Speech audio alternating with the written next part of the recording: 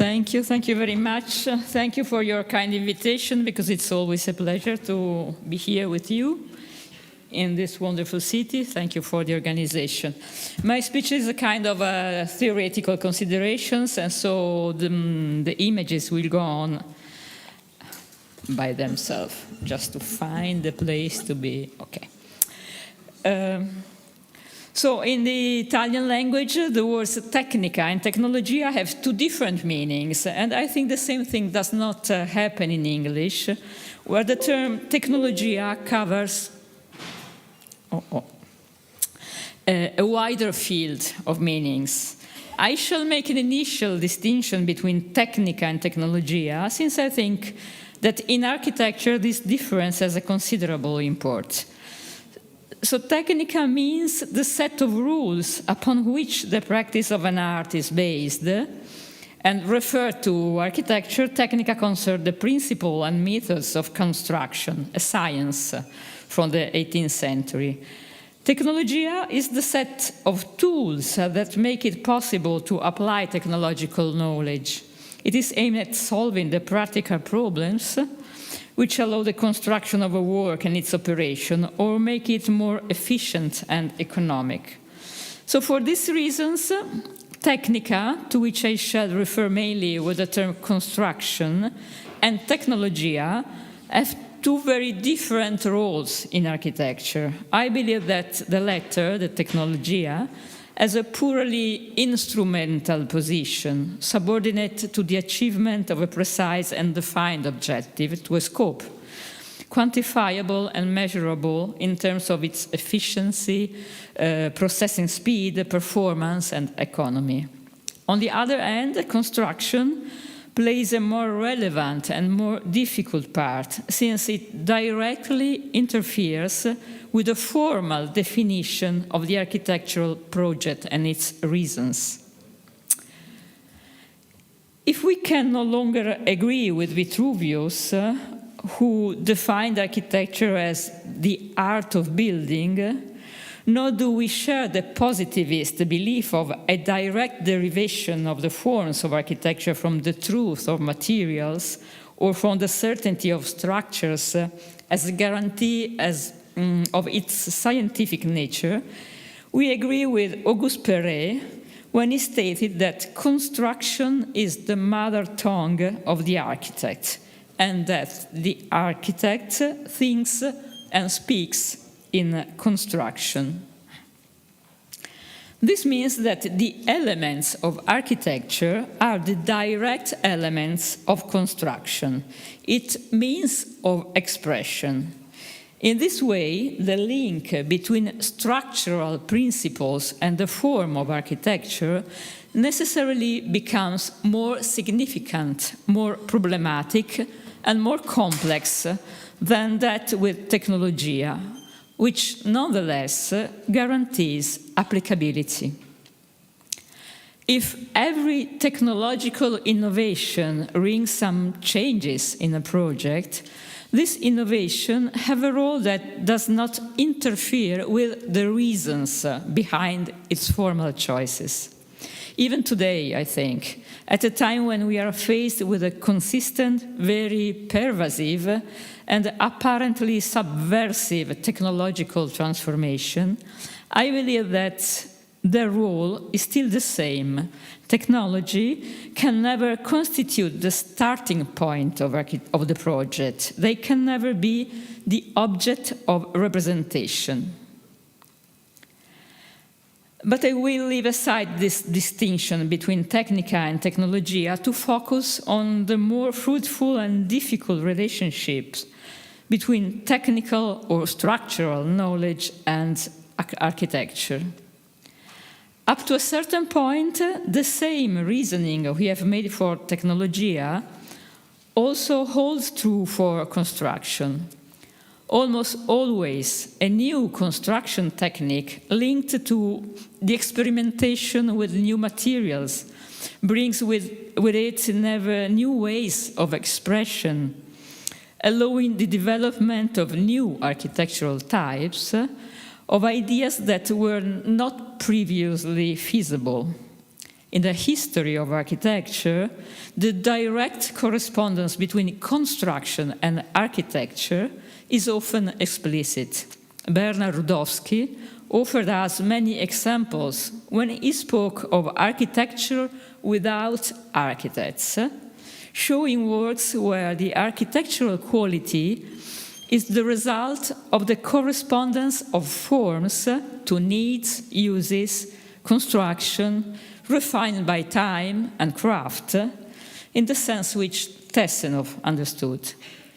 These works of architecture, which we can see everywhere in the world, is generally unconscious in the sense that the formal and expressive research are unintentional.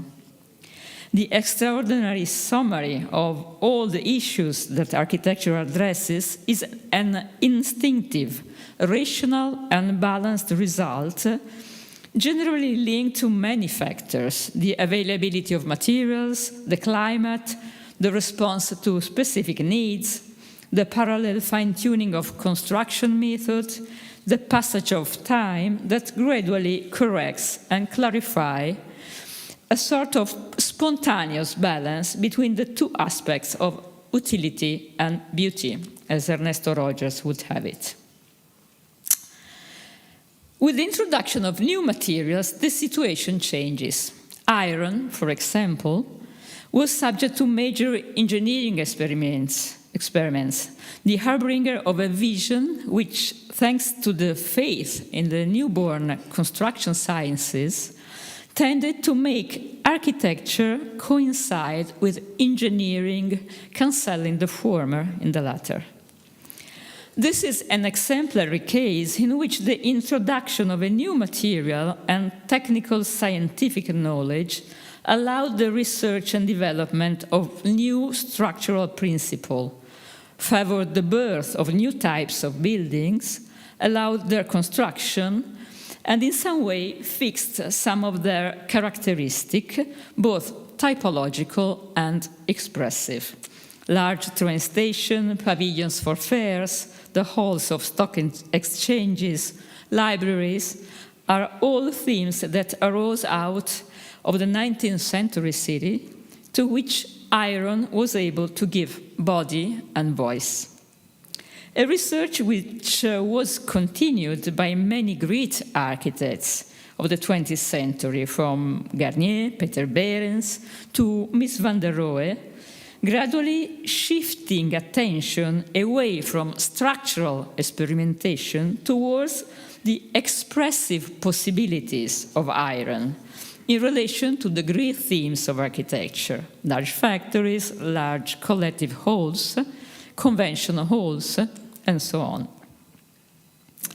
Among these examples, the American skyscrapers, a subject I told in a previous conference here, is the great interpreter of this relationship, albeit in contradictory ways, which demonstrate both its potential but also its difficulties. Iron is still primarily responsible for this extraordinary typological invention, along with other conditions, both urban and technical.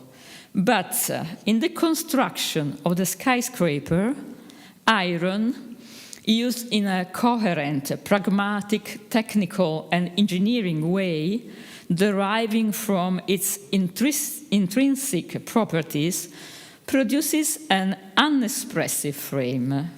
This new building type had to represent America and its power to the world, but the expression of the simple structural and technical frame, cheap, efficient, quick to assemble, was not actually up to this role.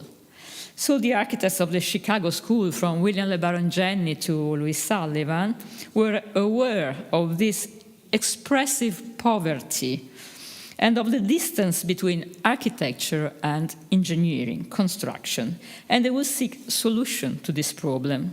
And the solution they design are not engineering and deviated from the direct exposure of the structure.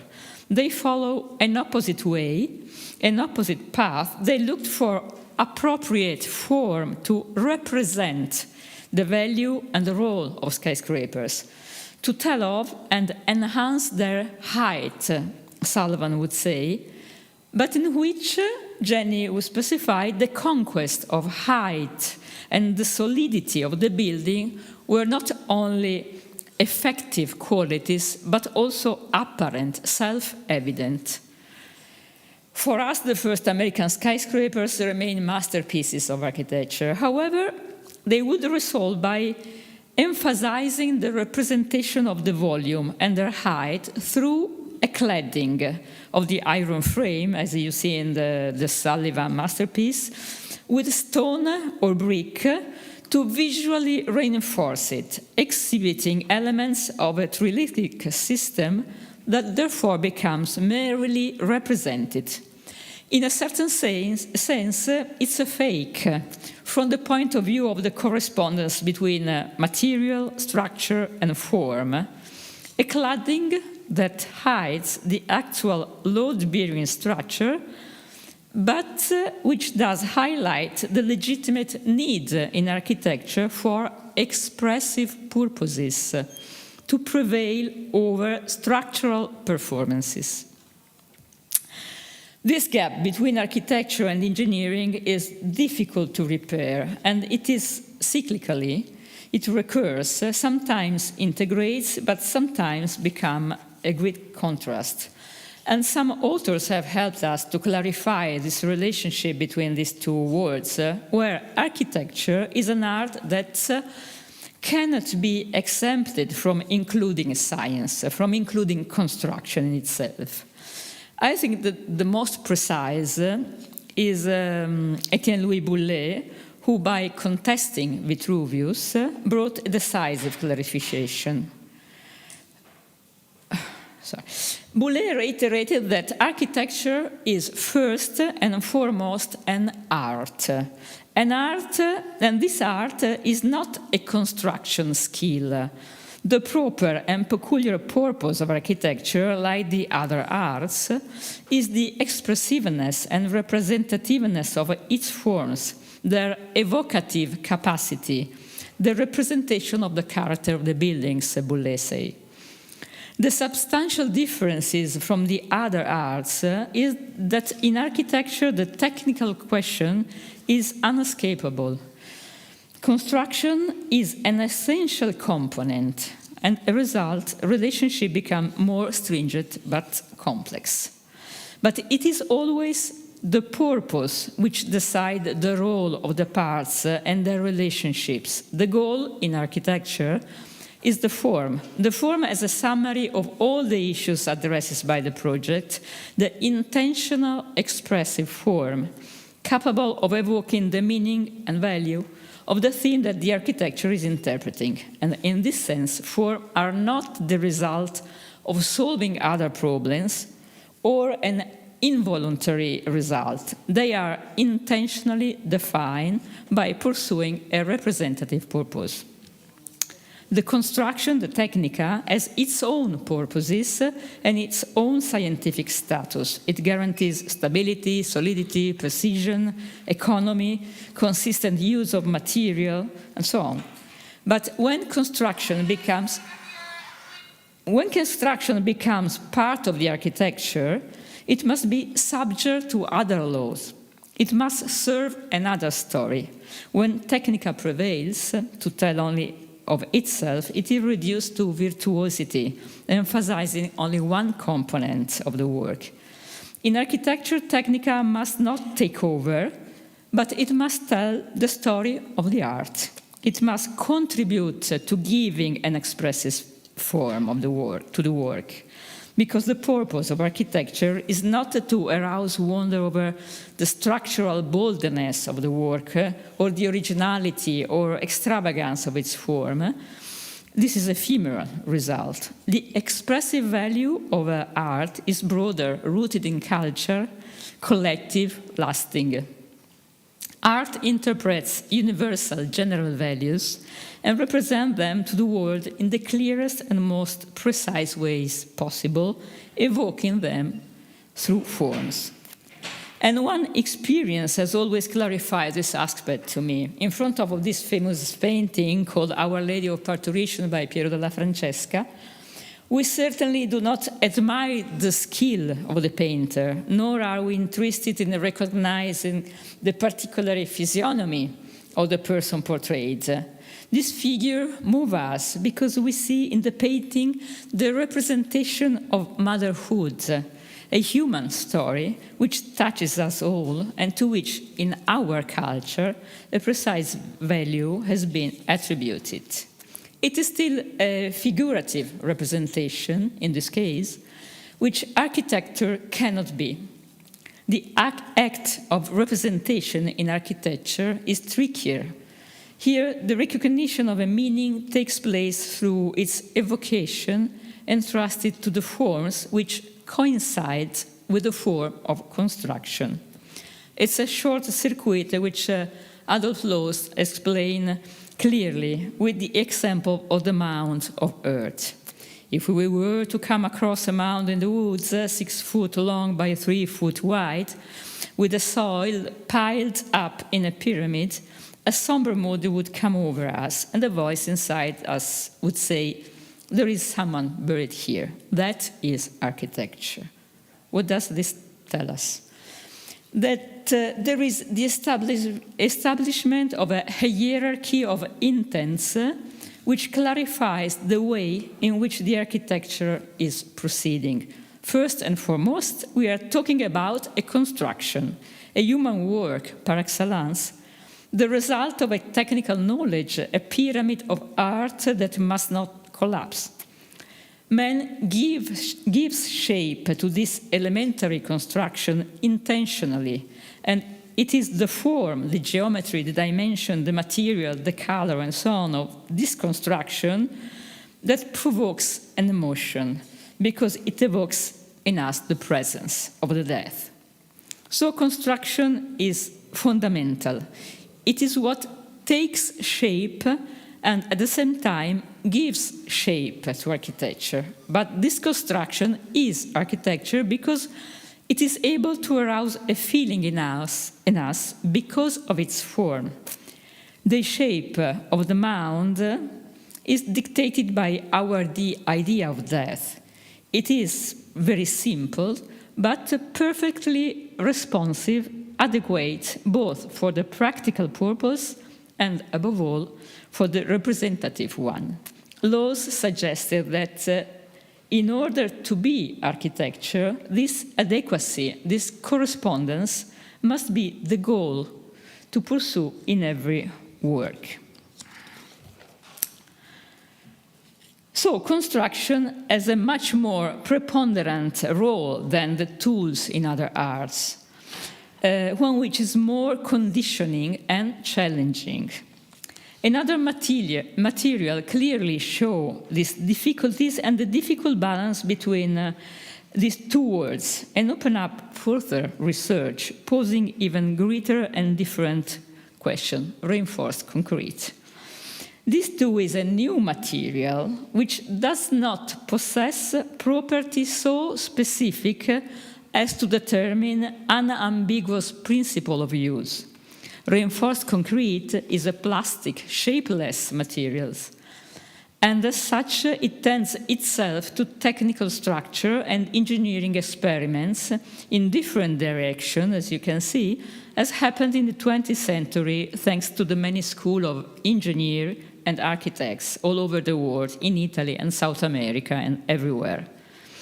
The experiments have been quite extraordinary, ranging from bridges to dams, but for architects it has posed another difficult problem, that of defining principles and sets of elements capable of interpreting the purposes of art, representing the value of architecture and making them recognizable.